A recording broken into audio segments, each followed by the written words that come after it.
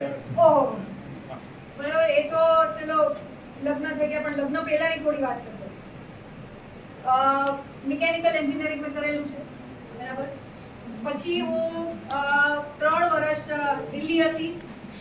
દિલ્હીમાં હું યુપીએસસી નું નામ સાંભળ્યું છે, યુનિયન પબ્લિક સર્વિસ કમિશન, બરાબર. એની એ એક્ઝામની તૈયારી કરવા માટે, પરીક્ષાની તૈયારી કરવા માટે હું દિલ્હી હતી. ત્યાં મારું માસ્ટર્સ, બરાબર, એ ઇન્ડસ્ટ્રીયલ એન્જિનિયરિંગમાં ચાલુ હતું. પછી મને તમારી જેમ આમાંથી ઘણાને એવું હશે, આપણે એક ક્ષેત્રમાં આગળ વધીએ તો બીજા 2-3 વિચારો આવે કે હારું આમાંય આગળ વધી શકાય, આમાંય આગળ વધી શકાય. તો હું તૈયારી કરતી હતી ઇન્ડિયન એરફોર્સ, ભારતીય વાયુ સેના, બરાબર. એમાં એન્જિનિયરિંગ જેમણે કરેલું હોય એને વધારે સારી તક મળતી હતી. એની તૈયારી કરતા કરતા એની લખવાની જે પરીક્ષા આવે, પહેલો જે એનો પડાવ જોઈએ તેમાં રિટન એક્ઝામ આવે. એમાં તમારે જનરલ નોલેજ હોય, તમે એન્જિનિયરિંગ કરેલું હોય એનું પેપર એક આવે. પછી સાંપ્રત જે બધા પ્રવાહો, દેશમાં શું ચાલે છે, દુનિયામાં શું ચાલે છે, એનું પેપર આવે. તે રિટન એક્ઝામનું પહેલું પેપર દઈ દીધું, ક્લિયર થઈ ગયું. હું તો મને જો હવે આપણે આમ યુનિફોર્મ પહેરશું, બધા ઓળખશે એવી રીતના. કેમ કે હવે દીકરીઓ માટે ડિફેન્સમાં, એટલે કે જે આર્મી, નેવી, એરફોર્સ, એમાં ખૂબ સરસ તકો છે. જેમને રસ હોય, જેમને આગળ વધવું હોય, જેને યુનિફોર્મનો રસ હોય, દીકરાઓ માટે, દીકરીઓ માટે ખાસ એ બાજુ થોડું સાહેબને કહેજો માર્ગદર્શન એમને મળે. ગુજરાત થોડુંક એમાં આપણે પાછળ છીએ. ફોજ માટે તો એ પરીક્ષા થઈ ગઈ. પરીક્ષા તો થઈ ગઈ, પણ એનું સૌથી અઘરું વિષય આવે ઇન્ટરવ્યુ. એમાં તમારે ફિઝિકલી ઘણા બધા ટાસ્ક હોય, રનિંગ હોય, જુદા જુદા ઘણા બધા ઓબ્સ્ટેકલ્સ ને બધું પાસ કરવાનું હોય.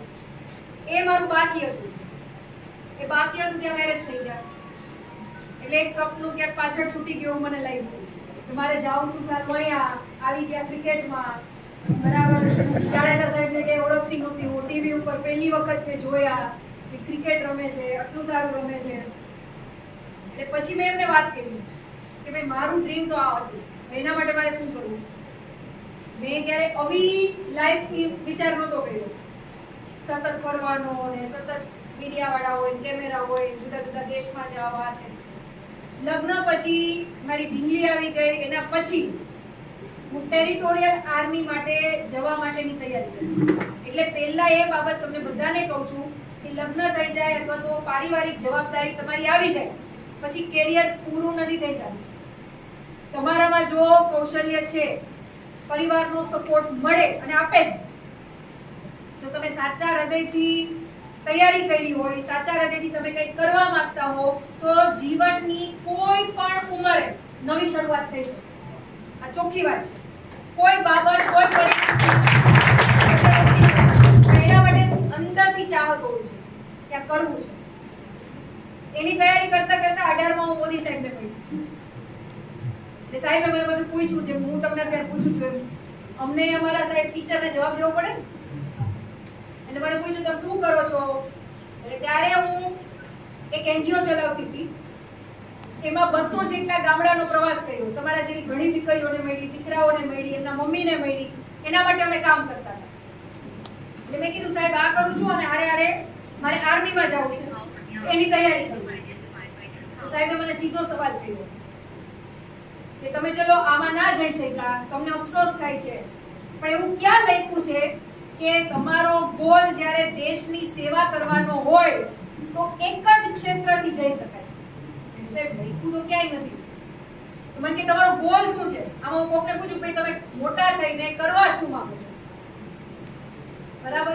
ઘણાને એવું હશે કે ભાઈ મારે દેશની સેવા કરવી, ઘણાને એવું હશે કે ભાઈ મારે રમતગમતમાં દેશને રિપ્રેઝન્ટેશન આપવું છે, ઘણાને એવું હશે કે ભાઈ મારે એઆઈ સોફ્ટવેર ટેકનોલોજીમાં આગળ વધવું છે, ઘણાને એવું હશે કે ભાઈ મારે ટીચર બનીને મારા જેવા ઘણા બાળકોને તૈયાર કરવાના છે.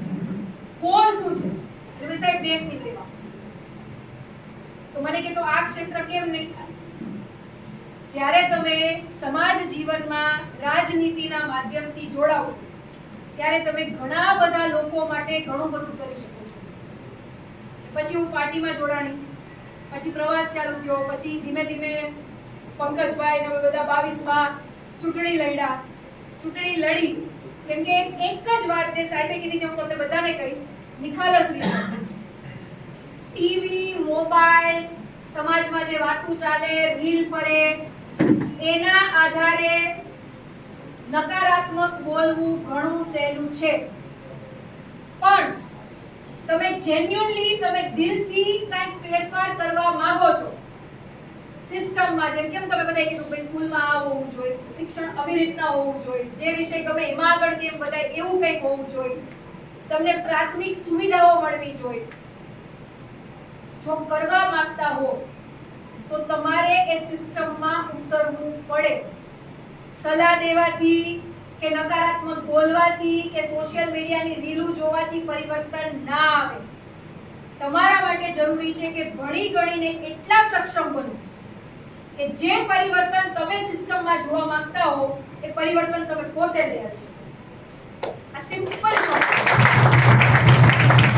મારે જે ચેન્જીસ જોતા હતા, સાહેબે મને કીધું લઈ આવવા છે તો ભાઈ ઉતરો.